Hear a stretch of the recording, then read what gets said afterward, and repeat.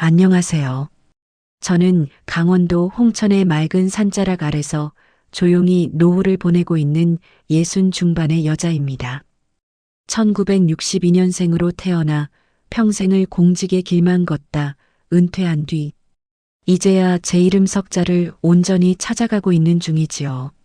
제 삶은 늘 원칙과 정의라는 차가운 단어들로 가득 차 있었고 한치의 흐트러짐도 용납하지 않는 엄격한 시간의 연속이었습니다. 평생 가슴 깊은 곳에 무덤까지 가져가려 했던 비밀을 이제야 꺼내려니 마른 입술이 다 떨려오네요. 사람들은 저를 그저 입 무겁고 조용한 큰 며느리로만 기억하겠지만 제 속에는 차마 내뱉지 못한 서슬 퍼런 파도가 일렁이고 있었습니다. 가족이라는 울타리를 지키기 위해 삼켰던 눈물들이 이제는 제 목소리가 되어 세상 밖으로 나오려 합니다. 믿음이라는 이름의 모래성이 한순간에 무너져 내렸던 그날의 서늘한 감각은 지금도 제 심장을 시리게 만듭니다. 평생을 정직하게 살아왔다고 자부했던 제 가치관이 뿌리째 흔들리고 제가 믿어온 세상이 통째로 뒤집혔던 그 기막힌 순간을 잊을 수가 없군요. 제가 왜 이토록 긴 침묵을 깨고 라디오에 편지를 쓰게 되었는지 이제라도 그 감춰진 진실의 조각들을 하나씩 맞춰보려 합니다. 진실을 마주하기 전 제게도 봄볕처럼 따스하고 평온했던 시절이 있었다는 걸 먼저 말씀드리고 싶네요. 공직에서의 그 치열했던 마라톤을 완주하고 나니 제게 남은 건 명예로운 훈장 하나와 은퇴 후에 고요한 정적뿐이었습니다. 평생 타인의 잘못을 들여다보고 서류 더미 속에서 부정부패를 가려내는 감찰직으로 살았으니 이제는 그저 이름 없는 한 여자로 돌아가고 싶은 마음이 간절했지요. 그 무렵 저는 남편의 고집대로 고향이나 다름없는 시댁으로 거처를 옮기기로 했습니다. 번듯한 서울 아파트 대신 흙취움 가득한 시골집을 택한 건 선 긴장감 속에 살았던 제 고단한 영혼을 쉬게 해주고 싶었기 때문입니다. 저는 집안의 큰 며느리로서 묵묵히 제 소임을 다했습니다. 새벽 공기는 늘 차가웠지요. 하지만 그 차가움이 오히려 지난날의 복잡한 머릿속을 씻어주는 것 같아 저는 마당을 쓰는 그 고요한 시간을 참으로 사랑했습니다. 아침마다 시부모님의 건강을 살피고 정갈한 밥상을 차려내는 일은 제게 공직에서의 어떤 성과보다 더 큰 보람을 안겨주었습니다. 동네 사람들은 저를 보고 서울서 높은 벼슬하다, 온 사람 같지 않게 참하고 검소하다며 칭찬을 아끼지 않았습니다. 그때의 저는 그저 가족의 평화 속에 녹아든 그림자 같은 존재가 되고 싶었을 뿐입니다. 은퇴 후 나오는 공무원 연금은 시골 생활에서 제법 쏠쏠한 미천이 되었습니다. 저는 그 돈으로 비가 새던 시댁의 낡은 지붕을 새로 올리고 구석진 방들의 도배를 새로 했습니다. 어머니가 무릎이 아프다 하실 때마다 제 주머니를 털어보약을 다려드리는 일도 제 소소한 기쁨이었지요. 남편은 그런 저를 고마워하며 제 손을 꼭 잡아주었고 저는 그 따뜻한 온기 하나면 평생을 헌신해도 좋겠다고 생각했습니다. 돈이라는 건 그저 가족이 편안하게 머무를 수 있는 울타리를 만드는 도구일 뿐이라고 그때는 그렇게 믿어 의심치 않았습니다. 시아버님은 집안의 어른으로서 늘 엄격하셨지만 저에게만큼은 유독 인자한 미소를 보여주셨습니다. 동네에서 유학자로 통하시던 아버님은 늘 절제된 언행으로 존경을 받으셨고 저는 그런 아버님을 모시는 일이 큰 자부심이었습니다. 가끔 마루에 앉아 아버님과 차를 마시며 세상 돌아가는 이야기를 나눌 때면 아버님은 제 공직 시절의 노고를 높이 평가해 주시곤 하셨지요. 시누이 미란이도 저를 친언니처럼 따르며 속 깊은 고민을 털어놓는 정다운 동생이었습니다. 우리 가족은 그렇게 서로를 믿고 의지하며 세상에서 가장 단단하고 아름다운 울타리를 만들어가고 있었습니다. 그의 여름의 노을은 유난히도 붉고 아름다웠던 기억이 납니다. 마당 한편에 심어둔 봉숭아가 흐드러지게 피어오르고 건너편 과수원에서는 사과 익는 냄새가 바람을 타고 불어오곤 했지요. 저는 그 평화로운 풍경을 바라보며 제 인생의 마지막 정거장이 이곳이라 확신했습니다. 남편과 함께 늙어가고 시부모님의 마지막 길을 정성껏 배웅하며 미란이의 앞날을 응원하는 그런 평범하고도 위대한 행복 말입니다. 그 평온함이 영원할 줄 알았기에 저는 다가올 폭풍을 전혀 예감하지 못했습니다. 마당에 잡풀 하나를 뽑는 일조차 제게는 신성한 의식처럼 느껴졌습니다. 흙을 만지고 땀을 흘리며 정직한 대가를 얻는 삶은 제가 평생 추구해온 정의와도 닮아 있었기 때문입니다. 아버님은 그런 저를 보며 우리 집에 복덩이가 들어왔다며 껄껄 웃으셨고 저는 그 웃음소리에 세상 모든 것을 얻은 듯한 기분이 들었습니다. 식구들이 제가 차린 음식을 맛있게 먹어주는 모습만 봐도 배가 불렀고 밤이면 들려오는 풀벌레 소리가 마치 평화로운 자장가처럼 들리던 시절이었습니다. 그때의 우리 집은 그 누구도 깨뜨릴 수 없는 견고한 요새와도 같았습니다. 하지만 그 견고했던 요새의 벽면에 아주 미세한 금이 가기 시작한 건 제가 전혀 예상치 못한 곳에서부터였습니다. 평소와 다름없던 어느 날 서재에서 들려온 아버님의 깊은 한숨 소리가 그 전조였다는 것을 저는 너무 늦게 깨닫고 말았습니다. 그 소리는 마치 고요한 호수에 던져진 작은 돌멩이처럼 제 평화로운 일상에 아주 작은 파문을 일으키기 시작했습니다. 그 작았던 파문이 훗날 저를 집어삼킬 거대한 해일이 되어 돌아올 줄은 꿈에도 생각하지 못한 채 저는 여전히 그 따스한 봄볕 아래 머물러 있었습니다.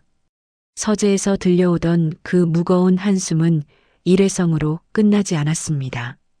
정갈하게 빗어넘긴 머리칼과 빳빳한 개량 한복 차림으로 늘 집안의 기강을 세우시던 아버님의 뒷모습이 그날 이후로는 왠지 모르게 작고 초라하게 느껴지기 시작했지요. 평소 같으면 아침 식사 후 마당을 한 바퀴 도시며 나무 상태를 살피셨을 뿐이 온종일 서재 문을 걸어 잠그고 밖으로 나오지 않으시는 날이 잦아졌습니다. 며느리인 제가 조심스럽게 올리는 차 한 잔도 그저 책상 한편에 밀어두신 채 창밖만 멍하니 바라보시는 아버님의 옆 얼굴에는 제가 알지 못하는 짙은 그늘이 깊게 패어 있었습니다. 그 무렵부터 아버님은 저와 눈이 마주칠 때마다 황급히 시선을 피하거나 들고 계시던 종이 뭉치를 등 뒤로 감추는 이상한 행동을 보이셨습니다. 평생을 남의 눈을 속이지 말고 정직하게 살아야 한다고 강조하시던 분이기에 그 낯선 모습은 제 가슴속에 차가운 의구심의 씨앗을 심기에 충분했지요. 저는 평생을 누군가의 허물을 찾아내고 감춰진 진실을 들추어내는 감찰직 공무원으로 살았기에 사람의 미세한 떨림이나 눈빛의 변화를 읽어내는데 무척이나 예민한 편이었습니다. 그런 제 눈에 비친 아버님의 모습은 무언가에 쫓기는 사람처럼 불안해 보였고 그 불안의 끝이 저를 향하고 있다는 직감이 들 때마다 등줄기에 서늘한 소름이 돋곤 했습니다. 그러던 어느 날 해질녘 무렵이었습니다. 아버님은 평소와 달리 저를 조용히 서재로 부르시더니 문을 꼭 닫으시고는 한참 동안이나 아무 말씀도 없이 찻잔만 만지작거리셨습니다. 평소에 당당하던 목소리는 간데없고 낮게 가라앉은 목소리로 큰애야, 내게 참으로 면목 없는 부탁을 하나 해야겠다며 어렵게 운을 떼시더군요. 아버님은 당신의 오랜 친구가 사업에 실패하여 급히 막아야 할 돈이 생겼다며 제게 4천만 원이라는 구체적인 액수를 조심스럽게 꺼내 놓으셨습니다. 평생 제게 돈 이야기를 한 번도 하신 적 없던 분이었기에 그 말은 마치 날카로운 송곳처럼 제 평온하던 일상을 찔러왔습니다. 아버님의 손은 가늘게 떨리고 있었고 그 떨림은 찻잔에 고스란히 전달되어 챙그랑거리는 기분, 나쁜 마찰음을 서재 안에 퍼뜨리고 있었습니다.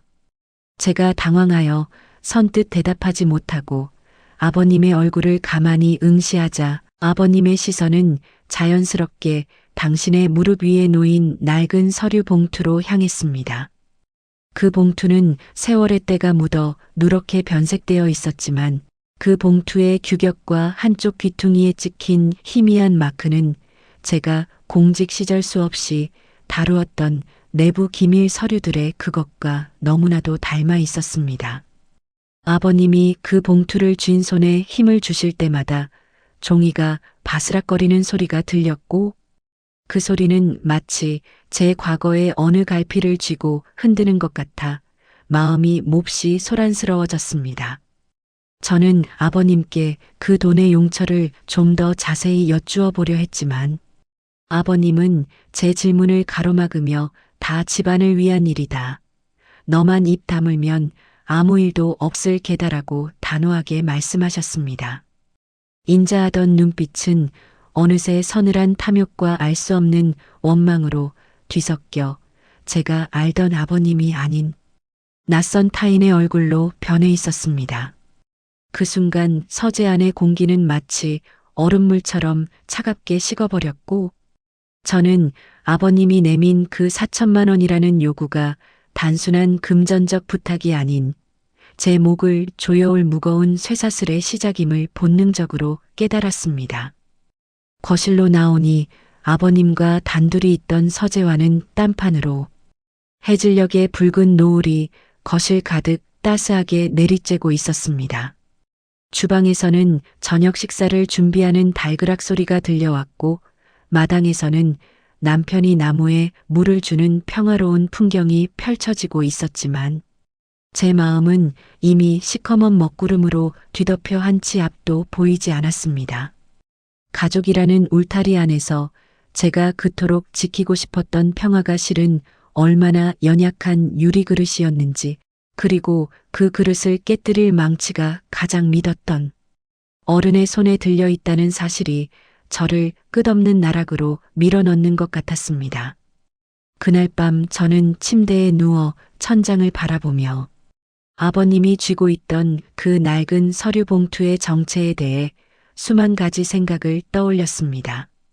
제가 공직 생활을 하며 내렸던 수많은 결정 중 누군가에게 원한을 살 만한 일이 있었는지, 혹은 아버님이 제 과거의 기록을 어떻게 손에 넣으신 건지 꼬리에 꼬리를 무는 의문들이 저를 괴롭혔습니다. 어둠 속에서 들려오는 시계추 소리는 마치 누군가 제 방문을 두드리는 소리처럼 불길하게 들렸고 저는 밤이 새도록 뜬 눈으로 거친 숨을 몰아쉬어야만 했습니다. 그날 이후 제 삶은 완전히 달라졌습니다. 그날 이후 저희 집의 공기는 예전과 같지 않았습니다. 따뜻했던 거실의 온기는 식어버렸고 문틈 사이로는 정체 모를 서늘함이 시시때때로 비집고 들어왔지요. 아버님은 더 이상 제가 알던 인자한 어른이 아니었으며 그분의 눈빛은 마치 먹잇감을 노리는 맹수처럼 번뜩이고 있었습니다. 며느리인 저를 대하던 그 다정하던 목소리 대신 이제는 억눌린 가시가 돋친 차가운 명령조만이 서재문을 넘어 거실까지 흘러나왔습니다. 남편이 퇴근하고 돌아오면 집안은 다시 평온한 연극 무대처럼 변했습니다. 아무것도 모르는 남편은 아버님과 바둑을 두었고 저는 그 옆에서 차를 내리며 속으로 타들어가는 심장을 억지로 눌러야만 했지요. 하지만 남편이 자리를 비우기만 하면 아버님의 시선은 매섭게 저를 쫓아다녔습니다. 그 시선은 마치 제가 지은 적도 없는 죄를 추궁하는 형사의 눈빛과도 같아 저는 부엌에서 칼질을 하다가도 몇 번이나 손을 멈추고 심호흡을 해야 했습니다. 어느 날 오후였습니다.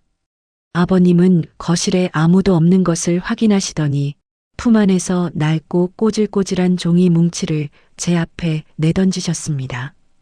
그 종이에는 제 이름이 선명하게 적힌 과거의 인사기록, 일부와 함께 정체를 알 수 없는 누군가의 조작된 유서가 찍힌 사진이 붙어 있었습니다. 아버님은 제가 과거 감찰직에 있을 때 한 하급 공무원을 억울하게 해고해 그 사람의 가정을 파탄내고 죽음으로 몰아넣었다며 저를 피도 눈물도 없는 살인마라고 부르셨습니다.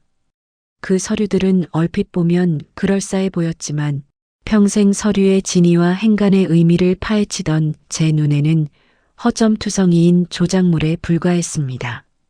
하지만 아버님은 확신에 찬 목소리로 당장 돈 4천만 원을 내놓지 않으면 이 사실을 남편과 아이들, 그리고 제가 평생 쌓아온 사회적 명성에 다 터뜨리겠다고 협박하셨습니다. 아버님이 도박판에서 만난 사기꾼들에게 속아 제 과거 기록을 짜깁기 한 가짜 서류를 진짜라고 믿고 계신다는 사실이 너무나도 참담했습니다. 아버님은 매일같이 제 인감을 훔치려 하거나 제 은퇴 자금의 행방을 캐물으며 저를 벼랑 끝으로 몰아세우셨습니다. 그분이 요구하는 4천만 원이라는 돈은 단순히 도박 빚을 갚기 위한 수단일 뿐이었지만 그 수단으로 제 평생의 긍지를 짓밟으려 한다는 사실이 제 영혼을 갉아먹었습니다. 저는 가족의 평화를 깨뜨리고 싶지 않아 입을 굳게 다물었지만 밤마다 서재 구석에 숨겨둔 제 진짜 서류 가방을 어루만지며 피눈물을 삼켰습니다. 집안 곳곳에서는 낯선 냄새가 나기 시작했습니다. 그것은 아버님이 몰래 피우는 독한 담배 냄새이기도 했고 도박판에 찌든 땀 냄새이기도 했으며 무엇보다 우리 사이의 신뢰가 썩어가는 악취이기도 했습니다. 아버님은 이제 제가 식사를 차려드려도 사람 죽인 손으로 만든 밥을 어찌 먹겠느냐며 비아냥대셨고 그런 모욕적인 언사가 거듭될 때마다 제 마음의 벽은 조금씩 무너져 내렸습니다. 시누이 미란이가 가끔 들러 집안의 이상한 기류를 살피곤 했지만 저는 차마 입을 뗄 수가 없었습니다. 미란이에게까지 아버님의 추악한 이면을 보여주고 싶지 않았고 이 모든 비극을 제 선에서 조용히 마무리하고 싶었기 때문입니다. 하지만 아버님의 집착은 광기에 가까워졌고 저는 매일 아침 거울을 보며 제 얼굴이 얼마나 수척해졌는지 확인하는 것이 일과가 되어버렸습니다. 진실의 민낯은 그렇게 서서히 드러나기 시작했습니다. 아버님이 쥐고 흔드는 그 가짜 서류가 언젠가 제 심장을 찌를 날카로운 칼날이 될 것임을 알면서도 저는 여전히 폭풍전야의 정적 속에 머물러 있었습니다. 진실의 빛이 어둠을 뚫고 나오기까지 얼마나 더 많은 인내가 필요한지, 그리고 그 대가가 얼마나 가혹할지 저는 그때까지만 해도 다 짐작하지 못했습니다. 그의 여름의 열기는 유독 끈적하고 습했습니다. 숨을 쉴 때마다 더운 공기가 폐부 깊숙이 박히는 것 같았지요. 당장이라도 끊어질 듯 팽팽하게 당겨진 활시위 같은 긴장감이 집안 구석구석을 채우고 있었지만 시어머니의 생신상을 차리는 제 손길은 겉으로 보기에 정성스럽기만 했습니다. 주방에서 김이 모락모락 나는 소고기 미역국을 끓이고 정갈한 나물들을 무치면서도 제 신경은 온통 안방에서 들려오는 시아버님의 낮은 기침 소리에 곤두서 있었습니다. 마당에서는 오랜만에 모인 아이들의 웃음소리가 담장을 넘어가고 남편은 평소처럼 너털 웃음을 터뜨리며 잔치 분위기를 돋우고 있었지만 제 속은 이미 시커먼 숫덩이가 되어 무너져 내리고 있었지요. 식구들이 하나둘씩 탁 둘러앉자 화기애애한 분위기가 절정에 달했습니다. 평소 과묵하던 남편도 그날따라 기분이 좋은지 아버님께 연신술을 권했고 어머니는 며느리가 고생했다며 제 손을 꼭 잡아주셨습니다. 하지만 아버님의 시선만은 예외였습니다. 아버님은 잔을 받으면서도 연신 저를 뚫어지게 노려보셨고 그 눈빛은 마치 먹잇감을 앞에 둔 맹수처럼 살기가 가득했습니다. 아버님이 술을 한 잔, 두 잔, 거푸 들이켜실 때마다 저는 숟가락을 쥔 손에 힘을 주며 다가올 폭풍을 직감했습니다. 아버님은 제게 요구했던 4천만 원이라는 돈을 받아내지 못한 분노를 술 기운을 빌려 터뜨릴 준비를 하고 계셨던 겁니다. 결국 사단이 나고야 말았습니다. 화기애애하게 덕담이 오가던 중 아버님은 갑자기 들고 계시던 젓가락을 상 위로 거칠게 내던지셨습니다.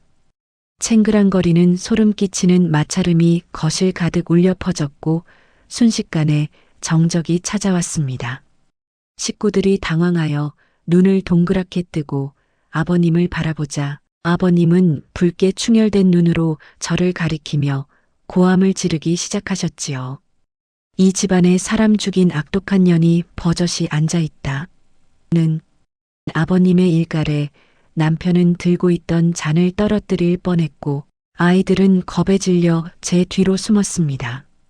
아버님은 제가 과거 공직에 있을 때 무고한 부하 직원을 억울하게 해고해 그 사람의 가정을 파탄내고 죽음으로 몰아넣었다며 입에 담지도 못할 험한 말들을 쏟아내셨습니다. 평생 깨끗한 명예 하나로 버텨온 제 인생이 가족들 앞에서 순식간에 갈갈이 찢겨나가는 기분이었습니다. 아버님은 품 안에서 제가 과거에 처리했던 징계 서류를 교묘하게 조작한 가짜 사진들을 꺼내 식탁 위에 흩뿌리며 당장 이런 살인마 같은 년을 집에서 내쫓으라고 사자후를 토하셨지요. 어머니는 놀라 가슴을 부여잡으셨고 남편은 믿을 수 없다는 듯 저와 아버님을 번갈아 보며 얼어붙어 있었습니다. 저는 그 아수라장 속에서도 이상하리만치 차분해지는 것을 느꼈습니다. 가슴 속에서 뜨거운 것이 울컥 치밀어 올랐지만 저는 입술을 깨물며 차갑게 식어가는 미역국 그릇만 가만히 응시했습니다. 아버님이 내지르는 고함은 이제 귀에 들어오지도 않았고 오직 제 평생의 진심을 짓밟으려는 저 위선적인 노인의 광기만이 선명하게 보일 뿐이었지요. 남편이 아버님을 말리려 했지만 술기운이 오른 아버님은 오히려 남편의 뺨을 때리며 내 마누라가 어떤 괴물인지 똑똑히 바라고 소리를 지르셨습니다. 집안의 공기는 이제 숨이 막힐 정도로 무거워졌습니다. 아버님이 던진 가짜 서류들이 식탁 위의 음식들 사이로 어지럽게 널려 있었고 그 조작된 글자들은 마치 독사처럼 제 목을 조여오는 것 같았지요. 식구들의 의심 어린 눈초리와 아버님의 패륜적인 언행 속에서 저는 제가 지켜온 평화가 얼마나 부질없는 것이었는지 절실히 깨달았습니다. 저를 냉혈한이라 부르며 몰아세우는 아버님의 목소리는 이제 집안 전체를 뒤흔드는 천둥 소리처럼 거대해졌고 저는 비로소 제가 쥐고 있던 마지막 인내의 끈을 놓아야 할 때가 왔음을 직감했습니다. 아무도 입을 열지 못하는 공포의 정적이 거실을 휘감았습니다. 창밖에서는 무심한 매미 소리만 요란하게 들려왔고 아버님의 거친 숨소리가 공기를 더욱 탁하게 만들고 있었지요. 저는 천천히 고개를 들어 저를 향해 삿대질을 멈추지 않는 아버님의 얼굴을 똑바로 마주 보았습니다. 그 순간 구석에서 이 모든 광경을 죽은 듯이 지켜보던 신우이 미란이의 어깨가 가늘게 떨리고 있는 것을 보았습니다. 그 침묵이 그렇게 무거울 줄은 몰랐습니다. 거실을 가득 채웠던 아버님의 고함 뒤로 찾아온 침묵은 유난히도 무거웠습니다. 식탁 위에 흩뿌려진 조작된 서류들이 마치 죽은 나비의 날개처럼 힘없이 팔랑거리고 있었지요. 아무도 입을 떼지 못하고 서로의 눈치만 살피던 그때 구석에서 고개를 숙이고 있던 미란이가 천천히 자리에서 일어났습니다. 의자가 바닥을 긁는 날카로운 소리가 정적을 깼고 미란이의 시선은 저를 향한 삿대질을 멈추지 않던 아버님의 손끝에 머물렀습니다. 미란이는 떨리는 숨을 한번 크게 몰아쉬더니 아버님의 안막을 강하게 낚아채며 나직하지만 분명한 목소리로 입을 열었습니다. 그만하세요, 아버지. 그 얘기 제가 대신 할게요. 올케 언니 대신 제가 아버지가 숨기신 진짜 비밀을 다 말하겠다고요. 그 한마디에 아버님의 기세등등하던 표정은 순식간에 경악으로 물들었고 남편과 어머니는 영문을 모르겠다는 듯 미란이를 멍하니 바라보았습니다. 미란이는 주머니에서 조심스럽게 자신의 휴대폰을 꺼내 식탁 한가운데에 내려놓았습니다. 화면에는 아버님이 그토록 숨기려 했던 추악한 진실의 조각들이 담겨 있었고 미란이는 떨리는 손가락으로 재생 버튼을 눌렀습니다. 스피커를 통해 흘러나온 것은 아버님의 목소리였습니다. 도박판에서 만난 업자들과 은밀하게 주고받던 대화, 그리고 제 인감을 훔쳐가짜 서류를 어떻게 꾸밀지 모의하던 그 음산한 목소리가 거실 가득 울려 퍼졌습니다. 사실 미란이는 얼마 전부터 아버님의 거동이 수상하다는 것을 눈치채고 있었습니다. 아버님이 서재 문을 걸어 잠그고 누군가와 끊임없이 다투는 소리를 우연히 들었던 것이 발단이었지요. 미란이는 아버님이 잠든 사이 서재를 청소하다가 책상 깊숙한 곳에서 낡은 수첩 하나를 발견했습니다. 그 수첩 안에는 아버님이 노름으로 날린 돈의 액수와 급히 막아야 할 4천만 원이라는 빚의 정체, 그리고 사채업자들에게 보낸 비굴한 문자 내역들이 빽빽하게 적혀 있었습니다. 미란이의 목소리는 갈수록 단단해졌고 아버님의 얼굴은 흑빛으로 변해갔습니다. 아버님은 도박빚 4천만 원을 갚기 위해 가장 만만한 며느리인 저를 타깃으로 삼으셨던 겁니다. 제가 평생 공직에서 쌓아온 명예가 흠집날 것을 두려워할 거라 믿고 조작된 과거 서류를 만들어 협박하면 순순히 돈을 내놓을 거라 계산하셨던 것이지요. 그 위선적인 계획을 모두 알게 된 미란이는 그동안 차곡차곡 증거를 모으며 이 순간을 기다려왔습니다. 아버지는 언니가 사람을 죽였다고 하셨죠? 아니요, 언니는 아버지가 도박판에서 진 그 더러운 빚을 갚아주려던 마지막 희망이었어요. 미란이의 일갈에 아버님은 들고 있던 조작된 사진들을 바닥으로 떨어뜨리며 털썩 주저앉으셨습니다. 남편은 미란이가 내민 휴대폰 속 문자 메시지들을 하나하나 확인하며 배신감에 몸을 떨었고 어머니는 믿었던 남편의 추악한 이면 앞에 눈물을 쏟으셨습니다. 거실의 공기는 이제 아버님의 광기가 아닌 진실이 뿜어내는 서늘한 광채로 가득 찼습니다. 아버님이 쥐고 흔들던 가짜 서류들은 이제 아무런 힘도 쓰지 못하는 종이 조각에 불과했지요.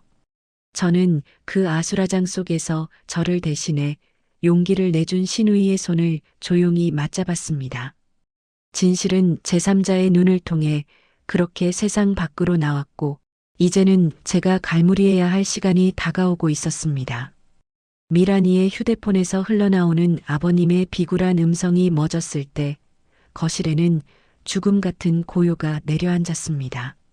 아버님은 들고 계시던 조작된 서류들을 힘없이 바닥으로 떨어뜨렸고 그 종이들은 마치 아버님의 무너진 권위처럼 발치에 어지럽게 널브러졌지요. 저는 그제야 자리에서 일어나 천천히 서재로 향했습니다. 남편과 어머니의 당혹스러운 시선이 제 등 뒤에 박혔지만 저는 단 한 번의 뒤돌아봄 없이 오직 제 목표를 향해 걸음을 옮겼습니다. 서재 구석 깊숙이 보관해 두었던 낡은 가방 하나를 들고 다시 식탁으로 돌아왔습니다. 저는 가방의 지퍼를 열고 그 안에서 평생의 긍지가 담긴 물건들을 하나씩 꺼내 놓기 시작했습니다. 가장 먼저 꺼낸 것은 공직 생활 30년을 마무리하며 받았던 명예로운 훈장이었습니다. 붉은 리본에 매달린 금빛 메달이 거실의 형광등 불빛을 받아 서늘하게 빛나자 아버님의 눈동자가 눈에 띄게 흔들리기 시작했습니다. 아버님, 고개를 드세요. 제 목소리는 낮았지만 거실 구석구석까지 명확하게 울려 퍼졌습니다. 저는 아버님이 협박용으로 쓰셨던 조작된 징계, 서류 옆에 제가 직접 작성하고 결제받았던 진짜 수사 기록 원본을 내려놓았습니다. 아버님이 냉혈한이라 부르셨던 그 직원은 공금을 횡령하고도 반성하지 않았던 자입니다. 하지만 저는 그 사람의 가족을 생각해 파면 대신 정직으로 마무리했고, 여기 이 편지는 그 사람이 새 삶을 살게 해줘서 고맙다며 은퇴식 날 제게 보낸 감사 편지입니다. 진실이 담긴 종이의 무게 앞에 아버님은 입술을 파르르 떨며 아무런 대꾸도 하지 못하셨습니다. 저는 멈추지 않고 가방 깊숙한 곳에서 법적 효력이 담긴 또 다른 서류 뭉치를 꺼냈습니다. 그것은 이 집과 과수원, 그리고 아버님이 당신의 것이라 믿고 계셨던 모든 재산의 실명의가 적힌 등기권리증이었습니다. 아버님이 누리고 계신 이 모든 안락함이 누구의 손에서 나왔는지 이제는 아셔야겠습니다. 이 집은 제가 은퇴 직전 평생의 저축과 투자로 마련한 제 개인 명의의 집입니다. 남편은 믿을 수 없다는 듯 등기부등 본상에 제 이름 석자를 손가락으로 후쳤고, 아버님은 마치 벼락이라도 맞은 듯 멍한 표정으로 저를 바라보았습니다.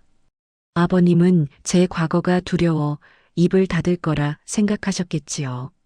하지만 제가 지켜드린 건 아버님의 체면이었지, 당신의 도박빚 4천만 원을 위한 비겁한 협박이 아니었습니다. 저는 아버님이 사채업자들에게 제 인감을 넘기려 했던 정황이 담긴 법적 증거물까지 식탁 위에 펼쳐 보였습니다. 아버님은 갑자기 제 발치로 기어와 무릎을 꿇으며 내가 잘못했다.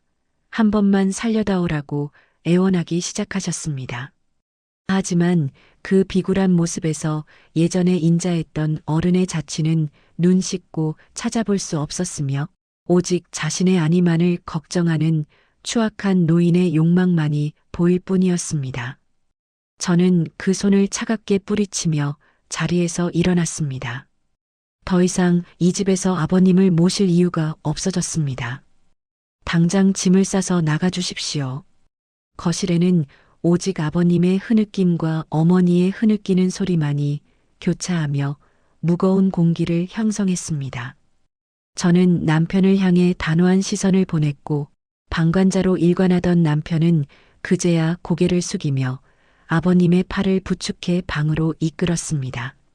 가식으로 쌓아 올린 가부장의 권위가 단 한 장의 등기부등본과 진실된 기록 앞에 처참하게 무너져 내리는 순간이었습니다. 평생 타인의 죄를 다루던 제가 가장 사랑했던 가족의 죄를 심판해야 했던 그날의 공기는 제가 겪은 그 어떤 수사 현장보다도 서늘하고 비극적이었습니다. 저는 흩어진 서류들을 하나하나 다시 가방에 담으며 제 인생의 한 페이지를 강제로 넘기고 있었습니다. 아버님이 떠난 자리에는 이제 더러운 도박의 냄새도 비겁한 협박의 목소리도 남아있지 않았습니다. 다만 그 자리를 채운 것은 오랫동안 억눌러왔던 제 정당한 권리와 비로소 제 이름을 되찾은 자의 서글픈 해방감뿐이었습니다. 거실 창밖으로 비치는 달빛은 여전히 무심하게 밝았지만 그 빛에 비친 제 그림자는 이전보다 훨씬 더 단단하고 뚜렷해져 있었습니다. 모든 진실이 밝혀진 뒤 집안의 공기는 비로소 정화되기 시작했습니다. 저는 미란이를 품에 안고 고맙다는 인사를 건넸으며 미란이는 제 어깨에 고개를 묻고 한참을 울었습니다. 가족이라는 이름 뒤에 숨어 서로를 핥히던 그 잔혹한 시간은 끝이 났고, 이제는 상처를 꿰매고 다시 일어설 준비를 해야 할 때였습니다. 가식과 위선의 가면이 벗겨진 거실에서 저는 비로소 진정한 가장의 무게가 무엇인지, 그리고 명예로운 삶의 가치가 무엇인지 온몸으로 느끼고 있었습니다. 거실을 휩쓸고 간 폭풍이 잦아들자 집안에는 전보다 훨씬 더 깊고 무거운 고요가 찾아왔습니다. 아버님이 떠나신 안방에 열린 문틈 사이로 생경한 바람이 드나들었지만 저는 더 이상 가슴 한구석이 서늘해지는 기분을 느끼지 않았지요. 그날 밤 저는 거실 한복판에 홀로 앉아 식탁 위에 남겨진 찻잔들을 하나하나 정리하며 제 인생을 짓눌러왔던 보이지 않는 쇠사슬이 비로소 풀려났음을 실감했습니다. 그 일이 있고 나서 아버님은 인근 소도시의 작은 오두막으로 거처를 옮기셨고 저는 아버님과의 모든 인연을 단호히 끊어냈습니다. 아버님이 남긴 4천만 원이라는 도박빚은 제 손으로 직접 정리해 드렸습니다. 그것은 아버님이 무서워서도 조작된 과거가 두려워서도 아니었습니다. 오직 남편을 키워주신 세월에 대한 마지막 자비이자 제 삶을 온전히 되찾기 위해 지불해야 할 해방의 대가라고 생각했기 때문입니다. 남편과는 긴 대화 끝에 각자의 시간을 갖기로 했습니다. 성실하게 살아온 남편이었지만 결정적인 순간에 아버지의 권위 뒤에 숨어 아내의 눈물을 외면했던 그 침묵은 제게 치유하기 어려운 깊은 흉터를 남겼지요. 남편은 제게 연신 미안하다고 말하며 눈물을 보였지만 저는 그 눈물보다 제가 홀로 견뎌야 했던 그 서슬퍼런 협박의 시간들이 더 가슴 아프게 다가왔습니다. 우리는 서로의 거리를 인정하기로 했고 저는 비로소 누군가의 아내나 며느리가 아닌 제 자신으로 돌아갈 준비를 마쳤습니다. 미란이는 주말마다 홍천 집으로 내려와 제 곁을 지켜주었습니다. 우리는 예전처럼 마주 앉아 차를 마시며 가족이라는 이름으로 서로를 갉아먹었던 그 아픈 시간들을 조심스럽게 꺼내어 씻어내곤 합니다. 미란이는 제 손을 꼭 잡으며 언니의 결단이 아니었다면 우리 집은 아마 영원히 그 늪에서 빠져나오지 못했을 거예요 라고 말하며 고마운 눈물을 흘리곤 합니다. 신우이와 올케 사이를 넘어 진실을 함께 지켜낸 전우와도 같은 유대감이 우리 사이에 깊게 뿌리를 내렸습니다. 요즘 저는 새벽마다 홍천의 숲길을 걷습니다. 이른 아침의 차가운 공기가 폐부 깊숙이 박힐 때마다 저는 제가 살아있음을 그리고 제가 제 삶의 주인임을 온몸으로 느낍니다. 공직 생활 30년 동안 누군가의 허물을 들여다보며 정직을 강조해왔던 제 삶이 비로소 제 가정 안에서도 정당한 자리를 찾게 된 것 같아 마음이 한결 가벼워졌습니다. 명예로운 훈장을 다시 상자에 담아 보관하면서도 이제는 그 훈장이 빛나는 이유가 국가를 위한 헌신 때문만이 아니라 제 자신을 지켜낸 용기 때문임을 알게 되었습니다. 무거운 짐을 내려놓으니 비로소 제 이름 석자가 선명하게 보이기 시작했습니다. 예전에는 누군가의 기대를 저버릴까봐 혹은 집안의 평화를 깰까봐 전전긍긍하며 살았지만 이제는 제 마음이 가리키는 방향을 따라 걷는 법을 배우고 있습니다. 잃어버렸던 저만의 시간을 되찾고 나니 마당에 핀 이름 모를 들꽃 하나도 전보다 훨씬 더 아름답고 고귀하게 느껴집니다. 진실은 쓰라렸지만 그 대가로 얻은 평화는 그 어떤 보석보다도 찬란하고 단단했습니다. 인생의 황혼에서 만난 이 거친 풍랑은 저를 더욱 단단하게 연마해 주었습니다. 사람의 마음을 얻는 것이 얼마나 어려운 일인지, 그리고 가장 가까운 사람일수록 그 진심을 지키는 것이 얼마나 숭고한 일인지 새삼 깨닫게 되는 요즘입니다.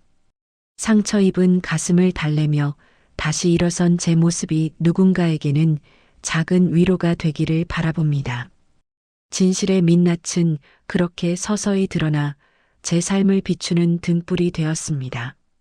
집안을 가득 채웠던 소란이 잦아들고 나니 이제야 비로소 제가 지켜온 침묵의 의미를 알 것 같습니다. 홍천의 밤은 유난히도 깊고 고요하며 그 고요 속에서 저는 평생을 바쳐 지켜온 제 정직의 무게를 다시 한번 달아봅니다. 가족이라는 이름으로 모든 것을 덮고 참아내는 것만이 능사가 아니라는 사실을 깨닫기까지 참으로 모진 세월을 돌아왔네요. 때로는 가장 가까운 사람이 가장 날카로운 칼날이 되어 돌아오기도 하지만 그 칼날에 베이면서도 끝내 지켜야 할 것은 타인의 시선이 아닌 바로 나 자신이라는 것을 이제야 온몸으로 믿게 되었습니다. 인생을 살아보니 진실이라는 것은 억지로 드러내려 하지 않아도 결국 제 갈 길을 찾아가더군요. 아버님이 던진 그 비겁한 협박과 조작된 서류들은 한순간 제 삶을 무너뜨릴 듯 거셌지만 진심이라는 단단한 뿌리가 있는 한 결코 저를 쓰러뜨릴 수는 없었습니다. 악은 스스로의 탐욕에 눈이 멀어 멸망의 길을 자초하고 정직한 마음은 비바람 속에서도 끝내 빛을 발한다는 그 평범한 진리를 저는 이번 일을 통해 다시금 가슴에 새겼습니다. 지금 이 시간에도 누군가의 위선이나 부당한 요구 앞에 숨죽여 울고 계신 분들이 있을지도 모르겠습니다. 가족이라는 굴레 때문에 혹은 평생 쌓아온 명예가 훼손될까 두려워 진실을 외면하고 계신다면 부디 제 이야기가 작은 용기가 되었으면 좋겠습니다.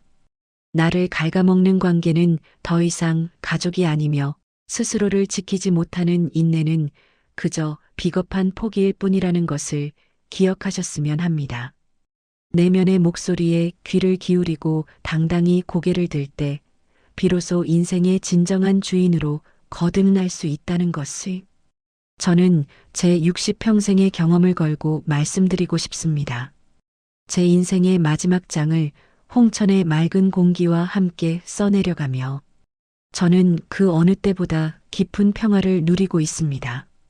아버님의 빈자리나 남편과의 서먹함이 때로는 쓸쓸하게 다가오기도 하지만 그것은 제가 온전한 나로 서기 위해 거쳐야 할 정화의 과정이라 여깁니다. 이제 저는 더 이상 누군가를 감시하거나 허물을 찾지 않아도 되며 오직 제 마음밭을 가꾸고 진실의 꽃을 피우는 일에만 전념하며 살아가려 합니다. 배신과 응징의 터널을 지나 얻은 이 평온함이야말로 하늘이 제게 준 가장 큰 상급이자 인생의 통찰이 아닐까 싶습니다. 인생이라는 긴 여정에서 우리는 수많은 가면을 마주하지만 결국 마지막에 남는 것은 오직 자기 자신의 민낯뿐입니다. 그 민낯이 부끄럽지 않도록 하루하루를 정직하게 채워가는 것이야말로 우리가 생의 끝자락에서 거둘 수 있는 가장 귀한 열매가 아닐까요? 시련은 우리를 아프게 하지만 동시에 우리를 가장 우리답게 만들어주는 기회가 되기도 한다는 사실을 저는 이제야 깨닫습니다. 밤 공기가 차갑지만 가슴속은 따뜻한 온기로 가득 차오르는 것을 느낍니다. 이 사연이 전파를 타고 누군가의 마음에 가닿아 억눌린 영혼을 깨우는 작은 불씨가 되기를 간절히 소망해 봅니다. 지나온 모든 시간은 저에게 가르침이었고 다가올 모든 시간은 저에게 축복이 될 것임을 믿어 의심치 않습니다. 강원도 홍천에서 보내주신 한 통의 편지, 가슴 한구석이 서늘해지면서도 끝내 따스한 위로를 건네주는 사연이었습니다. 30년 넘는 세월 동안 공직의 엄격한 길을 걸어오며 단련된 사연자분의 그 강인한 내면이 가족이라는 이름의 가장 아픈 시련 앞에서 어떻게 빛을 발했는지 깊이 공감할 수 있었던 시간이었습니다. 가장 믿었던 어른의 배신과 위선 앞에서 홀로 고독하게 진실을 지켜내신 사연자분의 그 단단한 결단에 진심 어린 존경의 박수를 보냅니다. 누군가를 용서하는 것만큼이나 나 자신을 지키기 위해 단호해지는 것도 얼마나 큰 용기가 필요한 일인지 다시 한번 생각해 보게 됩니다. 인과응보와 사필귀정이라는 말이 점점 희미해져 가는 세상이라지만 오늘 사연자분의 이야기는 진실은 결국 제자리를 찾아간다는 평범하지만 위대한 진리를 다시금 일깨워 주었습니다. 사연자분, 이제는 무거운 짐을 다 내려놓으시고 홍천의 맑은 바람과 함께 오직 본인만을 위한 평화로운 시간 보내시길 바랍니다.